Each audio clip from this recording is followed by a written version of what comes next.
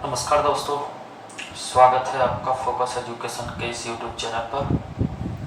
तो जैसा कि आप सब जानते हैं, इस चैनल के माध्यम से आपको कॉम्पिटिटिव एग्जाम से संबंधित वीडियो क्लास प्रोवाइड कराई जाती हैं। उसी क्रम को ध्यान में रखते हुए जो कि हमारा क्रम चल रहा है, विश्व भूगोल की श्रृंखला चल रही है, उसको ध्यान में रखते हुए हम आज अगले टॉपिक की बात करेंगे। और साथ के साथ मैं आपको ये बता दूं, जो लोग पहले चैनल पर नए हैं वो सबसे पहले चैनल को सब्सक्राइब कर लें, ताकि आने वाला नोटिफिकेशन आपको मिलता रहे, या कह सकते हैं आने वाली वीडियो आपको मिलती रहे। तो जैसा कि आप सब जानते ही हैं, हमारी ऑस्ट्रेलिया कॉन्टिनेंट पर बात चल रही है, जो कि दुनिया का सबसे छोटा महाद्वीप है। उस पर हमारी एक वीडियो क्लास डाली जा चुकी है। जो लोग नए हैं वो इस वीडियो क्लास से पहले अगर उसे देख लेते हैं तो फिर ये ज़्यादा समझ में आएगी। तो ऑस्ट्रेलिया कॉन्टिनेंट चल रहा है हमारा, तो उस पर हम आगे की बात करते हैं। तो जैसा कि मैं आपको बता दूं, क्षेत्रफल की दृष्टि से दुनिया का सबसे छोटा महाद्वीप है ऑस्ट्रेलिया। आप जानते होंगे कि क्षेत्रफल की दृष्टि से दुनिया का सबसे छोटा महाद्वीप है ऑस्ट्रेलिया। और ये बात भी आप भली भांति जानते होंगे, लगभग दुनिया के क्षेत्रफल का 6% क्षेत्रफल ये घेरे हुए है, जो कई बार एग्जाम में पूछा जा सकता है। तो इसे भी आप बेहतर वे में याद रखेंगे। उसके बाद अगर आपको याद रखना है,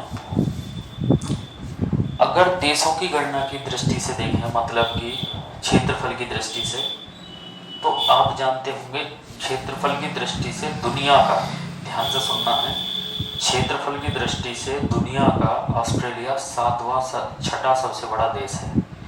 क्योंकि आप जानते होंगे भारत क्षेत्रफल की दृष्टि से दुनिया में 7वें स्थान पर है, और भारत से पहले जस्ट क्षेत्रफल के हिसाब से स्थिति देखें तो ऑस्ट्रेलिया की है। तो आपको याद रखना है कि क्षेत्रफल की दृष्टि से दुनिया का छठा सबसे बड़ा देश है ऑस्ट्रेलिया। अगर आप देखना चाहते हैं तो एक बार फिर से देख लें। पहला आपका रूस है, दूसरा देखेंगे तो आपको कनाडा दिखाई देगा, तीसरा देखेंगे तो आपको चीन दिखाई देगा, चौथा आपका अमेरिका, पांचवा आपका ब्राज़ील दिखाई देगा, और छठा है आपका ऑस्ट्रेलिया, और सातवां आप जानते ही होंगे भले भांति क्षेत्रफल की दृष्टि से भारत का स्थान है। तो चूंकि हम ऑस्ट्रेलिया महाद्वीप पढ़ रहे हैं तो उसके बारे में जान लें। क्वेश्चन पूछा जाएगा, ग्रेट ऑर्टेशियन बेसिन कहाँ पर स्थित है। तो दोस्तों एक बात याद रखनी है, ग्रेट ऑर्टेशियन बेसिन कहाँ पर स्थित है। तो जैसा कि मैंने कल भी बताया है कि एक यहाँ पर ऑस्ट्रेलिया के पूर्व में जो ऑस्ट्रेलिया की सबसे लंबी पर्वत श्रृंखला है, द ग्रेट डिवाइडिंग रेंज, जो कि पूर्वी भाग में फैली हुई है और उत्तर से दक्षिण तक फैली हुई है। तो ग्रेट ऑर्टेशियन बेसिन जो है जस्ट ग्रेट डिवाइडिंग रेंज के पश्चिम में है। ये बात भी आपको याद रखनी है। दोनों अलग अलग क्षेत्र हैं, इस बात को भी बेहतर वे में याद रखें। ग्रेट डिवाइडिंग रेंज, ध्यान रखना, ग्रेट डिवाइडिंग रेंज तो ऑस्ट्रेलिया महाद्वीप की सबसे लंबी पर्वत श्रृंखला है, जिसकी लंबाई 3500 किलोमीटर है, और दुनिया की तीसरी सबसे लंबी पर्वत श्रृंखला भी है, और जिसकी सबसे ऊंची चोटी है माउंट कोसिस्को। लेकिन हम बात कर रहे हैं ग्रेट ऑर्टेशियन बेसिन की। एग्जाम में पूछा जाएगा कि ग्रेट ऑर्टेशियन बेसिन कहाँ पर है। तो आपको याद रखना, ग्रेट ऑर्टेशियन बेसिन जो है, जहाँ ये हमारी ग्रेट डिवाइडिंग रेंज है उसके पश्चिम में है। दोस्तों ये वह क्षेत्र है ऑस्ट्रेलिया महाद्वीप का जहाँ, ये मान के चलिए, जहाँ वर्षा बहुत कम होती है। जैसा कि मैंने पिछली वीडियो क्लास में भी बताया है कि जो जलवाष्प युक्त हवाएं हैं वो ज़्यादातर जलवाष्प ग्रेट डिवाइडिंग रेंज की श्रेणी से टकराकर, ग्रेट डिवाइडिंग रेंज के से टकराकर पूर्वी भाग पर ही ज़्यादातर जलवाष्प गिरा देती है। तो सीधी सी बात है, आगे आने जैसे जैसे जलवाष्प आगे बढ़ती है, तो चूंकि वो जलवाष्प ज़्यादा गिरा चुकी है तो वो हवा में परिवर्तित हो जाती है। इसी कारण जो ऑस्ट्रेलिया के पीछे के भाग को प्यासी भूमि का, इसी कारण जो कि सूखा रह जाता है, सूखाग्रस्त क्षेत्र ये ऑस्ट्रेलिया का रह जाता है, तो इसी कारण इसे प्यासी भूमि का देश भी कहते हैं। ये जो ग्रेट ऑर्टेशियन बेसिन है ये ग्रेट डिवाइडिंग रेंज के पश्चिम में है। आपको पहला प्रश्न तो यही याद रखना है। प्रश्न एग्जाम में पूछा जाएगा कि ग्रेट ऑर्टेशियन बेसिन कहाँ पर है। तो ग्रेट ऑर्टेशियन बेसिन ऑस्ट्रेलिया में है, एक बात तो ये याद रखनी है। दूसरा, एग्जाम में पूछा जा सकता है कि कहाँ किस स्थिति में है, तो याद रखेंगे ग्रेट डिवाइडिंग रेंज के पश्चिम में है। और ये क्या है, ये एक सूखाग्रस्त क्षेत्र है। याद रखेंगे दोस्तों, ये एक सूखाग्रस्त क्षेत्र है जहाँ पर जलपात ऑस्ट्रेलिया के अन्य स्थानों की अपेक्षा कम पाया जाता है।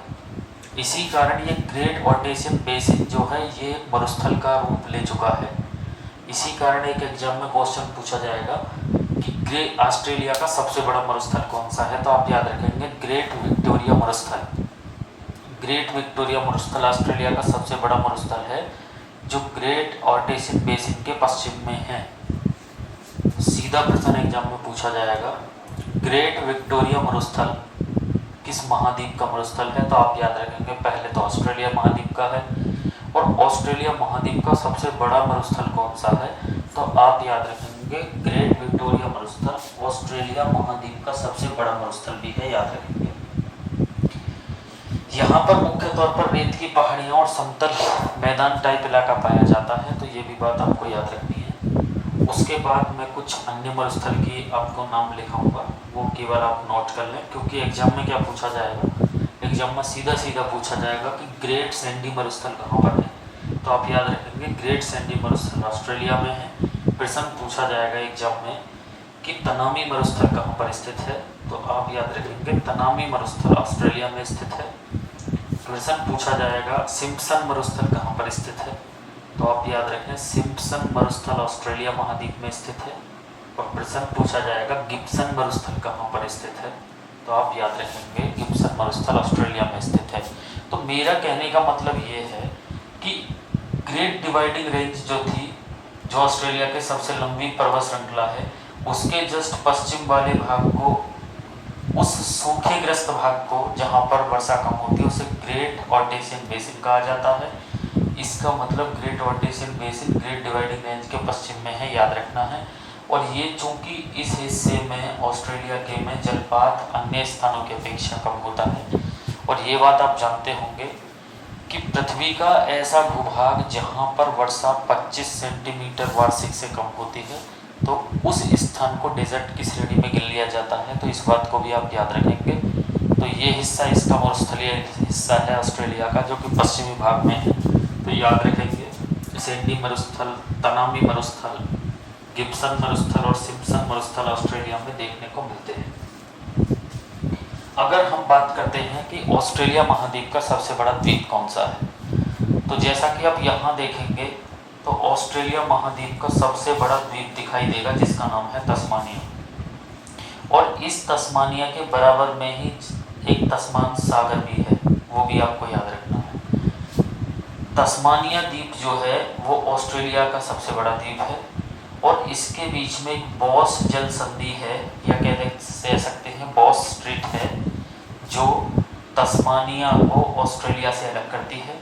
और ये भी याद रखेंगे कि ये प्रशांत महासागर को हिंद महासागर से जोड़ती है, या कह सकते हैं क्योंकि ये हिस्सा हिंद महासागर का है और तस्मान सागर जो है वो प्रशांत महासागर में है, तो ऐसा भी कह सकते हैं कि हिंद महासागर को तस्मान सागर से जोड़ने वाली संधि को क्या कहते हैं, तो आप याद रखेंगे बॉस जल संधि कहते हैं। तो ये भी बात आपको याद रखनी है।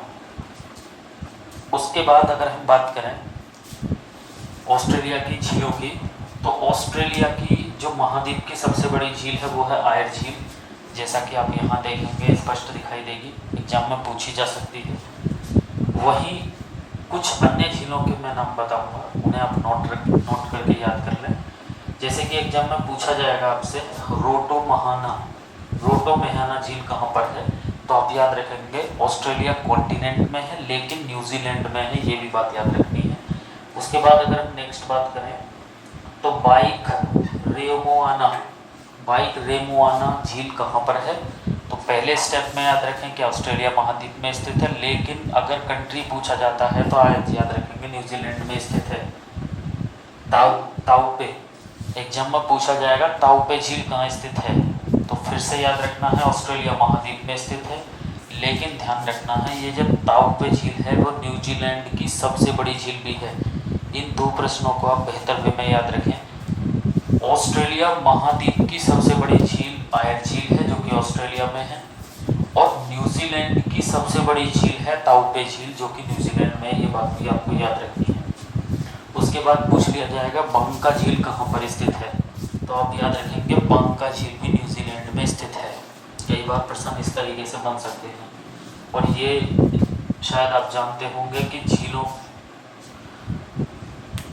का देश किसे कहा जाता है। चूंकि हम झीलों पर ही बात कर रहे हैं तो इसलिए याद रखेंगे झीलों का देश फिनलैंड को कहा जाता है। ये भी बात आपको याद रखनी है, जो कि यूरोप का एक कंट्री है, उसे भी आप याद रखेंगे साथ के साथ। उसके बाद अगर हम नेक्स्ट ऑस्ट्रेलिया के टॉपिक पर बात करें तो एक प्रश्न पूछा जाएगा कि टेबल लैंड क्षेत्र कहाँ पर स्थित है। टेबल लैंड क्षेत्र कहाँ पर स्थित है, तो ये जो टेबल लैंड क्षेत्र है ऑस्ट्रेलिया महाद्वीप में स्थित है। आप याद रखेंगे ऑस्ट्रेलिया में है। ये क्या है कि ये ऑस्ट्रेलिया का सबसे उच्च भूमि वाला हिस्सा है। ये ऑस्ट्रेलिया का सबसे ऊंची भूमि वाला हिस्सा है और इसे न्यू इंग्लैंड टेबल लैंड क्षेत्र भी कहते हैं। यहाँ पर मुख्य रूप से लाल प्रकार की मिट्टी पाई जाती है। इसको इस तरीके से मान के चलें जैसे कि सुबह शाम अगर कहीं जनता घूमने जाती है, एक पार्क टाइप में घूमने जाती है, तो ऑस्ट्रेलिया महाद्वीप का एक ऐसा स्थान है टेबल लैंड जहाँ पर जनता नॉर्मली घूमने के लिए जाती है। तो पूछा जा सकता है कि टेबल लैंड क्षेत्र कहाँ पर स्थित है, तो आप याद रखेंगे ऑस्ट्रेलिया महाद्वीप, क्योंकि इस प्रकार के क्वेश्चन कई बार एग्जाम में बन जाते हैं। वहीं अगर हम कुछ पठारों की बात करें तो मैं केवल उनका नाम लूँगा और आप उन्हें नोट कर लें। सीधा सीधा एग्जाम में पूछा जाएगा कि अरनहम पठार कहाँ पर स्थित है, तो आप याद रखेंगे ऑस्ट्रेलिया में स्थित है। एहरटोन पठार कहाँ पर स्थित है, एहरटोन पठार कहाँ पर स्थित है, तो आप याद रखेंगे ऑस्ट्रेलिया में स्थित है। उसके बाद एग्जाम में पूछा जा सकता है डोरिगो पठार, डोरिगो पठार कहाँ पर स्थित है, तो आप याद रखेंगे डोरिगो पठार भी ऑस्ट्रेलिया महाद्वीप में स्थित है। तो कुछ ये ऐसे पठार हैं जो कई बार एग्जाम में पूछे जा सकते हैं ऑस्ट्रेलिया से संबंधित, तो इसे भी आप याद रखेंगे। उसके बाद नेक्स्ट बात करते हैं अगले तथ्य की। अगर हम घास के मैदानों की बात करें दोस्तों, तो जैसा कि मैं प्रत्येक कॉन्टिनेंट में ये बताता आया हूँ कि कहाँ कौन से घास के मैदान पाए जा रहे हैं, तो वहीं एग्जाम में आपसे पूछा जा सकता है कि ऑस्ट्रेलिया के इस हिस्से में घास के मैदान पाए जाते हैं जिसको हम डाउन्स घास के मैदान कहते हैं। तो पहला प्रश्न तो आपसे एग्जाम में ये पूछा जाएगा कि डाउन्स घास के मैदान कहाँ पाए जाते हैं, तो आप याद रखेंगे डाउन्स घास के मैदान ऑस्ट्रेलिया में पाए जाते हैं। दूसरा, ये किस प्रकार के घास के मैदान हैं, तो जैसा कि पहले भी बता चुका हूँ कि 0 डिग्री जिसे हम भूमध्य रेखा कहते हैं या फिर विषुवत रेखा कहते हैं या फिर इंग्लिश में इक्वेटर लाइन कहते हैं, अगर इससे 30 डिग्री नॉर्थ लैटिट्यूड और नीचे 30 डिग्री साउथ लैटिट्यूड के बीच अगर कोई वनस्पति पाई जाती है तो उसे उष्ण कटिबंधीय वनस्पति में गिना जाता है। जबकि ध्यान रखेंगे दोस्तों, 30 डिग्री से ऊपर 45 डिग्री नॉर्थ लैटिट्यूड और नीचे 30 डिग्री साउथ लैटिट्यूड से लेकर 45 डिग्री साउथ लैटिट्यूड के बीच अगर कोई वनस्पति पाई जाती है तो उसे समशीतोष्ण वनस्पति के अंतर्गत आती है। और अगर 45 डिग्री नॉर्थ लैटिट्यूड से ऊपर 66.5 तक और नीचे 45 डिग्री नॉर्थ साउथ लैटिट्यूड से लेकर और 66.5 साउथ लैटिट्यूड तक जो वनस्पति पाई जाती है उसे शीतोष्ण वनस्पति कहा जाता है। अब चूंकि हम इस बात को भली भांति जानते हैं कि ये यहाँ पर 30 डिग्री साउथ लैटिट्यूड का अक्षांश है और ये हिस्सा जो है नीचे की जो हिस्सा आप देखेंगे यहाँ, ये ऑस्ट्रेलिया वाला ये वाला हिस्सा, ये समशीतोष्ण, अगर हम उस स्थिति के हिसाब से देखें तो ये जो क्षेत्र है ये समशीतोष्ण घास के मैदान के अंतर्गत आएगा। लेकिन डाउन्स घास के मैदान समशीतोष्ण ना होकर वो शीतोष्ण घास के मैदान है। इसका मुख्य कारण क्या है दोस्तों, चूंकि इसका ऑस्ट्रेलिया का ये सारा भाग समुद्र से घिरा हुआ है। ऐसा कोई भाग नहीं है जो स्थल से घिरा हुआ हो, क्योंकि सारा भाग ये समुद्र से घिरा हुआ है। इसलिए यहाँ पर जो समशीतोष्ण का जो मतलब है कि ज़्यादा ना सर्दी ना ज़्यादा गर्मी, तो चूंकि यहाँ चारों तरफ समुद्र से घिरा हुआ है इसलिए यहाँ जो है अधिक ठंडी जलवाष्प होने के कारण ये शीतोष्ण क्षेत्र में आ जाता है। भले ही ये समशीतोष्ण के अंतर्गत आता है अक्षांश के हिसाब से, क्योंकि यहाँ पर चारों तरफ समुद्र है, इसीलिए ये समुद्र होने के कारण यहाँ जो है शीत हवाएं चलती हैं, तो इसी कारण ये शीतोष्ण क्षेत्र में आ जाता है। तो आप ये याद रखेंगे कि डाउन्स घास के मैदान ऑस्ट्रेलिया में पाए जाते हैं, और ऑस्ट्रेलिया में भी किस प्रकार के हैं तो याद रखेंगे शीतोष्ण घास के मैदान के अंतर्गत आते हैं। वहीं जैसा कि आप देख रहे होंगे न्यूजीलैंड की स्थिति तो 30 डिग्री साउथ लैटिट्यूड से नीचे है। तो अब आपके दिमाग में ये बात स्पष्ट हो गई होगी कि न्यूजीलैंड में जो घास के मैदान पाए जाएंगे वो भी शीतोष्ण घास के मैदान के अंतर्गत आएंगे।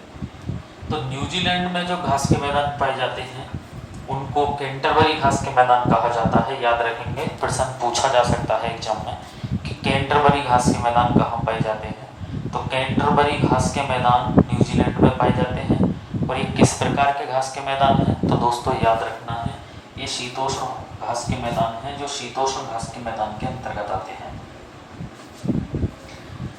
वहीं अगर हम चक्रवात की बात करें तो दोस्तों पहले इन चक्रवातों को बात करने से पहले मैं एक पॉइंट बताना चाहूँगा, तो उसे जरा ध्यान देंगे। 0 डिग्री अक्षांश जो पृथ्वी को 2 बराबर भागों में बांटता है, नॉर्थन हेमिस्फीयर और साउथर्न हेमिस्फीयर। चक्रवात से ये क्वेश्चन एग्जाम में बन सकता है, इसे याद रखेंगे कि 0 डिग्री से अगर ऊपर की तरफ मतलब उत्तरी गोलार्ध में यदि कोई चक्रवात आता है तो उसकी दिशा हमेशा एंटी क्लॉकवाइज होती है। याद रखना है, एंटी क्लॉकवाइज होती है। प्रश्न एग्जाम में पूछा जा सकता है कि यदि उत्तरी गोलार्ध में कोई चक्रवात आता है तो उसकी दिशा कैसी होती है। तो उत्तरी गोलार्ध में अगर कोई चक्रवात आता है तो उसकी दिशा एंटी क्लॉकवाइज होती है, जबकि दक्षिणी गोलार्ध में यदि कोई चक्रवात आता है तो उसकी दिशा क्लॉकवाइज होती है। अब ये बात आप जान के होंगे, चूंकि ऑस्ट्रेलिया का ज़्यादातर भाग दक्षिणी गोलार्ध में है, तो अगर ऑस्ट्रेलिया में कोई भी चक्रवात आएगा तो उसकी दिशा क्लॉकवाइज होगी, ना कि एंटी क्लॉकवाइज।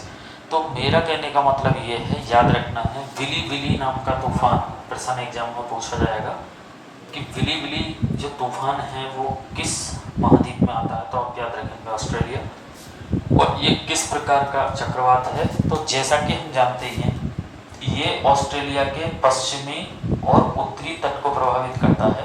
ध्यान से सुनना है, ये ऑस्ट्रेलिया के यहाँ देखेंगे तो पश्चिमी और उत्तरी इस तट को प्रभावित करता है, और इस तरीके से इसकी दिशा होती है क्लॉकवाइज, चूँकि दक्षिणी गोलार्ध में आ रहा है। तो विली विली तूफान ऑस्ट्रेलिया में आता है चक्रवात, इसकी दिशा कैसी होती है, चूँकि दक्षिणी गोलार्ध में आया है तो इसलिए आप याद रखेंगे क्लॉकवाइज होती है।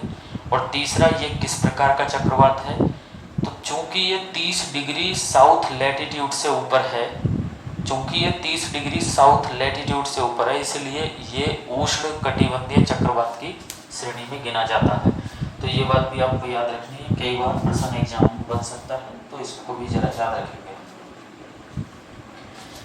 वहीं अगर अगले प्रश्न की बात करें तो दुनिया की सबसे बड़ी प्रवाल भित्ति, चूँकि हम वर्ल्ड का जो अध्ययन कर रहे हैं तो दुनिया की जो सबसे बड़ी प्रवाल भित्ति है जिसका नाम है ग्रेट बैरियर रीफ, कहाँ पाई जाती है, तो याद रखें ग्रेट बैरियर रीफ आपके ऑस्ट्रेलिया में पाई जाती है, ऑस्ट्रेलिया महाद्वीप में पाई जाती है। ध्यान रखें ये ऑस्ट्रेलिया के पूर्वी तट पर पाई जाती है।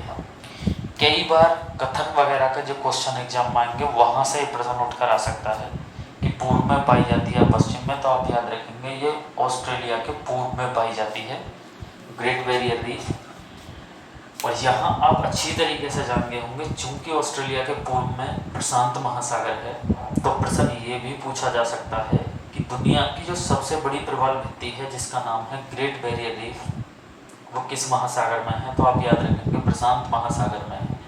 चूँकि हम इस बात को भली भांति जानते हैं कि ऑस्ट्रेलिया के पूर्व में प्रशांत महासागर है और ऑस्ट्रेलिया के पूर्व में ही क्या है हमारी ग्रेट बैरियर रीफ, तो इसलिए ग्रेट बैरियर रीफ किस महासागर में है, तो आप याद रखेंगे प्रशांत महासागर में है। दोस्तों इसे पानी का बगीचा भी कहा जाता है, क्योंकि जब देखते होंगे ये जो प्रवाल भित्ति है ये प्रवालों द्वारा जब कैल्शियम कार्बोनेट का स्राव किया जाता है। कैल्शियम कार्बोनेट, जैसा कि आप सब जानते होंगे, कैल्शियम कार्बोनेट मतलब कि CaCO3। जब CaCO3 का स्राव किया जाता है तो CaCO3 मतलब कैल्शियम कार्बोनेट के स्राव के कारण,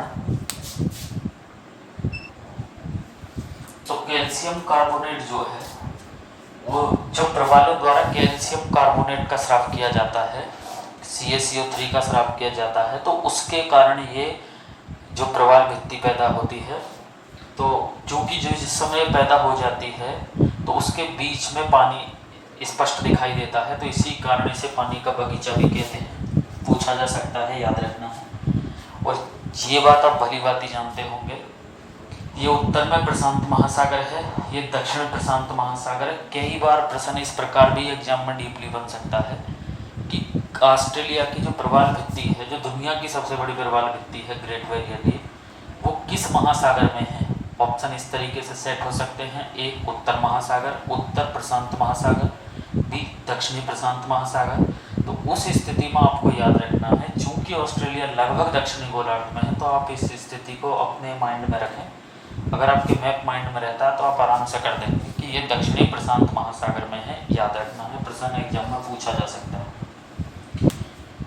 इसका थोड़ा सा लाभ भी मान सकते हैं, क्योंकि जब चक्रवात वगैरह से ये तटों की रक्षा करती है, क्योंकि तट पर है तो चूंकि इसकी ऊंचाई भी होती है, तो इसी कारण ये चक्रवात वगैरह से ये तटों की रक्षा भी करती है। तो ये भी बात आप याद रखेंगे।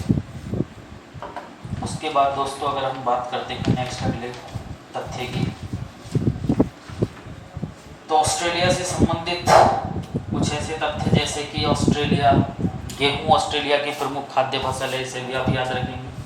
क्योंकि हम ऑस्ट्रेलिया पढ़ रहे हैं तो हमें इस बात का ध्यान होना चाहिए कि एग्जाम में पूछा जा सकता है कि ऑस्ट्रेलिया की प्रमुख खाद्य फसल कौन सी है, तो आप याद रखेंगे गेहूं। और गेहूं का भी अगर सबसे अधिक उत्पादन कहाँ होता है ऑस्ट्रेलिया में, तो याद रखें ऑस्ट्रेलिया में गेहूं का सबसे अधिक उत्पादन न्यू साउथ वेल्स में होता है। प्रश्न एग्जाम में पूछा जा सकता है, याद रखें। और आप शायद जानते होंगे, खनिज संपदा की दृष्टि से अगर हम बात करें तो दो प्रसिद्ध खाने हैं, एक का नाम है काल गुरली और एक का नाम है कुलगार्डी। एक का तो नाम है काल गुरली और एक का नाम है कुलगार्डी। जो प्रसिद्ध खाने हैं या कह सकते हैं सोने की प्रसिद्ध खाने हैं जिसमें, वो आपका ऑस्ट्रेलिया में ही देखने को मिलती हैं, इसे भी आप याद रखेंगे। उसके बाद अगर हम बात करें, ऑस्ट्रेलिया के मूल निवासी जो वहाँ पर रह रहे हैं उनको एबोर्जिन्स कहा जाता है, क्योंकि इस प्रकार के क्वेश्चन ऑस्ट्रेलिया महाद्वीप से बन सकते हैं कि ऑस्ट्रेलिया के मूल निवासी को क्या कहा जाता है, तो याद रखेंगे एबोर्जिन्स कहा जाता है, जबकि न्यूजीलैंड के मूल निवासी को माओरी कहा जाता है। तो कई बार इस प्रकार के क्वेश्चन भी एग्जाम में आपको देखने को मिल सकते हैं। वहीं जैसा कि मैं पहले भी इस बात को बता चुका हूँ, इस बात को लिंक करके आप याद रखें, ऑस्ट्रेलिया की सबसे बड़ी नदी है मर्रे नदी ऑस्ट्रेलिया की सबसे बड़ी नदी है। और आप ये भी याद रखेंगे वैकाटो न्यूजीलैंड की सबसे बड़ी नदी है, इसे भी आपको याद रखना, कई बार प्रश्न एग्जाम में पूछा जा सकता है। चूँकि कई बार इस प्रकार से नदियाँ वगैरह के क्वेश्चन बन सकते हैं, तो ऑस्ट्रेलिया की सबसे बड़ी नदी या ऑस्ट्रेलिया महाद्वीप की सबसे बड़ी नदी है मर्रे, लेकिन न्यूजीलैंड की अगर पूछी जाती है तो आप याद रखेंगे वैकाटो न्यूजीलैंड की सबसे बड़ी नदी है, इस बात को भी आप याद रखें। ऑस्ट्रेलिया से संबंधित कुछ अन्य तथ्य जैसे कि आप जानते होंगे कि अगर दुनिया में भीड़ का सबसे ज़्यादा पालन होता है या भीड़ सबसे ज़्यादा कहाँ पर पाई जाती है दुनिया में, तो भीड़ सबसे ज़्यादा ऑस्ट्रेलिया में ही देखने को मिलती है, ये भी बात आपको याद रखनी है। उसके बाद अगर हम खनिज संपदा की दृष्टि से देखें तो आपको इसमें ऑस्ट्रेलिया में बॉक्साइट वगैरह, कुछ हिस्सों में कनाडा, कुछ हिस्सों में आपका यूरेनियम वगैरह, बॉक्साइट वगैरह, ये भी देखने को मिलती हैं। तो आशा करता हूँ कि आपको क्लास समझ में आई होगी। दोस्तों वीडियो को लाइक ज़रूर करें और उन दोस्तों में शेयर करें जो कंपटीशन की तैयारी कर रहे हैं। धन्यवाद।